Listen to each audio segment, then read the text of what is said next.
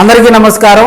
ప్రకాశం జనసేనలోని boss ఎవరు అనే దాని మీద ఆ పదవిపై కూడా ఇద్దరు ముఖ్య నేతలు కన్నేసినట్టుగా కూడా మనకు సమాచారం తెలుస్తుంది.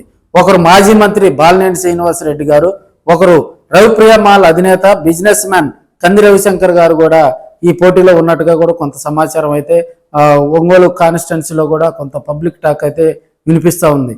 ప్రకాశం జిల్లాలో ఉన్నటువంటి జనసేన పార్టీని ఏకతాటిపైకి తీసుకురాగలటువంటి దమ్మున్న లీడర్స్ వీళ్ళిద్దరి మధ్య రాబోయే రోజుల్లో కూడా ఆసక్తికర పోరు పార్టీలో ఉంటుందని కూడా కొంతమంది రాజకీయ విశ్లేషకులు చర్చించుకుంటా ఉన్నారు.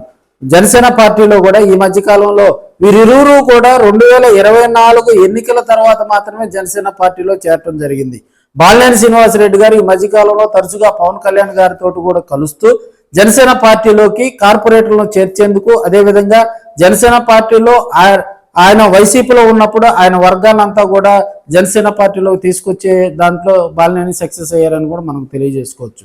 అదేవిధంగా పవన్ కళ్యాణ్ గారి ఆశయాలు, ఆయన ఆలోచన విధానాలతో ముందుకు పోతున్నటువంటి కంది రవిశంకర్ గారు కూడా లోకల్ గా ఉన్నటువంటి ఎమ్మెల్యే దామచర్ల జనార్దన్ గారితో, అదేవిధంగా జిల్లా అధ్యక్షుడిగా ఉన్నటువంటి రియాజ్ను కలుపుకొని కూడా ఆయన పార్టీ కార్యక్రమాల్లో, అదేవిధంగా కూటమి ప్రభుత్వం చేపడుతున్నటువంటి కొన్ని సంక్షేమ కార్యక్రమాల్లో, అంటే వాళ్ళ అధిష్టానం జనసేన పార్టీ అధిష్టానం ఆదేశించినటువంటి కార్యక్రమాల్లో కూడా ఆయన పాల్గొంటూ ఆయన మరోవైపు ఒంగోలు కాన్స్టిట్యున్సీలో కూడా దూసుకుపోతున్నటువంటి సందర్భాలు మనం చూస్తూ ఉన్నాం.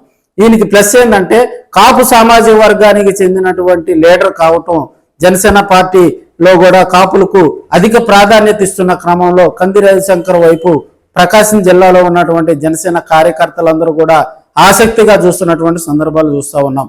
రవిప్రియమాల్లోనే ఆయన పార్టీ కార్యాలయం పెట్టుకోవడం జరిగింది.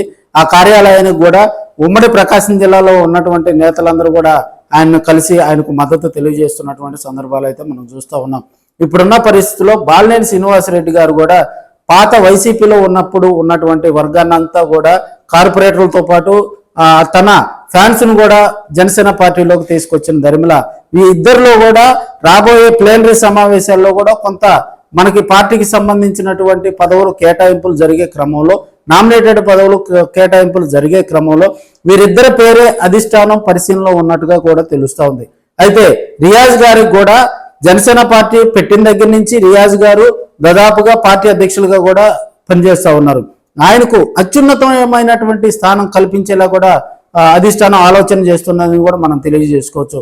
ఆయన రాష్ట్ర కమిటీలో కానీ లేదంటే కూడా చైర్మన్ గాని ఆయనకు కట్టబెడితే మొదటి నుంచి పార్టీని కాపాడుకుంటూ వస్తున్నటువంటి వ్యక్తి కాబట్టి ఆయనకు పార్టీలో సముచిత స్థానం కల్పించేలా కూడా పవన్ కళ్యాణ్ గారు చర్యలు తీసుకుంటున్నారని కొంత టాక్ అయితే వినిపిస్తా ఉంది. రెడ్డి సామాజిక వర్గానికి చెందినటువంటి బాలినేనికి ఆ పదవి దక్కుతుందా, మరి కాపు సామాజిక వర్గానికి చెందినటువంటి business man class leader Ravishankar గారికి ఆ పదవి దక్కుతుందా, మరి వెయిట్ చూద్దాం.